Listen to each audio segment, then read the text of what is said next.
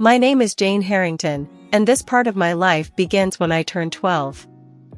An age where everything suddenly feels bigger, brighter, louder, and somehow more important.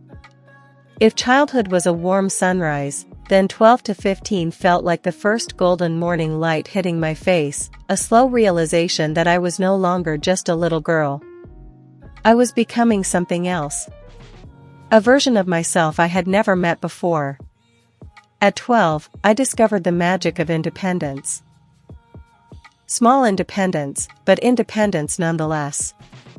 I started choosing my own clothes, brushing my hair the way I liked, picking the shoes that made me feel taller, even if they actually didn't.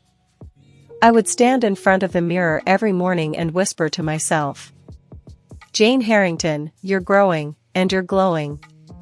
Middle school was a universe of its own. Different hallways, louder crowds, bigger classrooms, and teachers who looked at you like you were supposed to understand everything instantly. But I liked that. I liked the challenge. My life became a mix of new subjects, new friends, new secrets, and new dreams. I joined the school's art club, not because I was the best artist, but because I loved the feeling of creating something from scratch. Colors fascinated me. I loved how blue could feel peaceful, how red felt alive, and how yellow looked like laughter on paper. My art teacher, Mrs. Leonard, once told me, "Jane, your colors speak before you do." I didn't understand it then, but I carried those words with me. At 13, something changed in me. Not emotionally, just naturally. I became more confident, more curious, more aware. I realized I had opinions.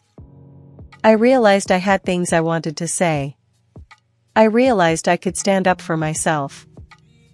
Lucy, my childhood friend, remained by my side. She was still the girl with curly hair and squeaky shoes, but now she also had braces and an obsession with writing in glitter pens. We shared everything, snacks, secrets, and even silly dreams. We would lie on the school field during recess and imagine our futures. She wanted to be a doctor. I wanted to be something inspiring. I didn't know what yet, but I wanted my life to mean something. 14 brought new adventures. I joined the debate club.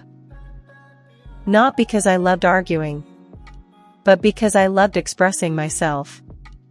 Standing at the podium, facing a room full of people, hearing my own voice echo, it felt powerful. It felt like for the first time, the world was listening. And the world inside me? It was shifting, opening, expanding. I wasn't aware of responsibilities yet. I wasn't aware of pain yet. I wasn't aware of heartbreak, loss, or struggle. Those emotions were still many years ahead of me. Back then, everything was simple. Everything was full of sunshine.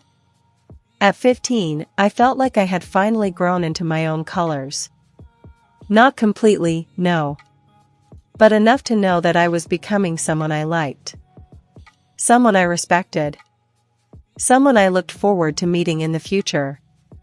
I didn't know where life would take me. I didn't know who I would become.